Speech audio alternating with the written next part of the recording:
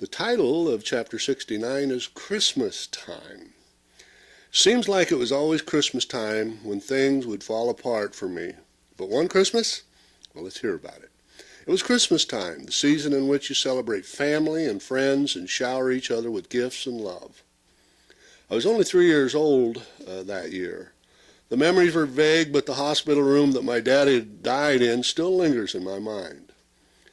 Why did he have to go? Why did he have to have a brain tumor? Why didn't I ever get to know him? I've often wondered what he was like. I was too little to remember, but oh, how I wished I could remember him. I'm sure he was a loving daddy. My mother was left to raise 4 children under the age of 5, and she did the best she knew how to. Must have been overwhelming for her. I was too young to really understand how much this would affect her life and the lives of my siblings and me. A few short years later, when I was only 6, she remarried, and I had no idea what would follow. I didn't know what to think about having a stepdad until one day he started doing things to me that a daddy shouldn't do. This went on for about 3 years. I was old enough to know that these things could not be right. This wasn't what a daddy was supposed to be like, was it? And if it was, I surely didn't need a daddy or ever want a daddy. I hated those memories, many of which are blocked out of my mind but have haunted me for years. I didn't have many friends. I kept to myself, probably because of the shame in my heart from him violating me. My mom found out what he was doing and quickly packed us up with only what we could carry on us and one favorite toy each. She rushed us onto a plane that safely returned us to our home. I thank the Lord my mom didn't hesitate to protect us once his violations were exposed.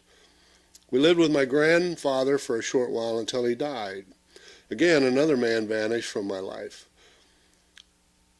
Were there any daddies out there that were good and wouldn't die?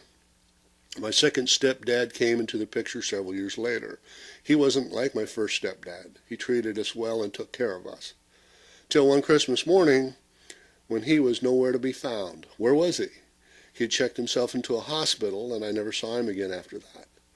I can only guess that the responsibility of raising 4 children that were not his own was too much for him.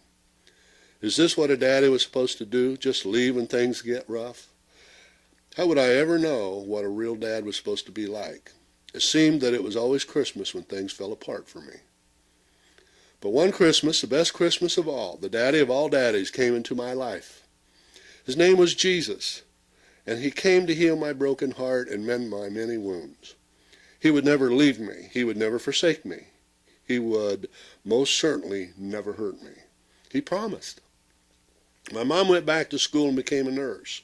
She remarried again and has been married to my stepdad for over 25 years now. Since that time, God has blessed me with a godly husband who is a loving and caring father to our children and a loving, caring husband to me. I can trust him, and he's faithful. His father was a true testament to me of what a real father should be like. He grieved my heart when he went home to be with my Heavenly Father, but he touched my heart in a special way. If you've had a daddy or a stepdad or someone else close to you that has hurt you in painful ways, please tell someone. Don't hide it away.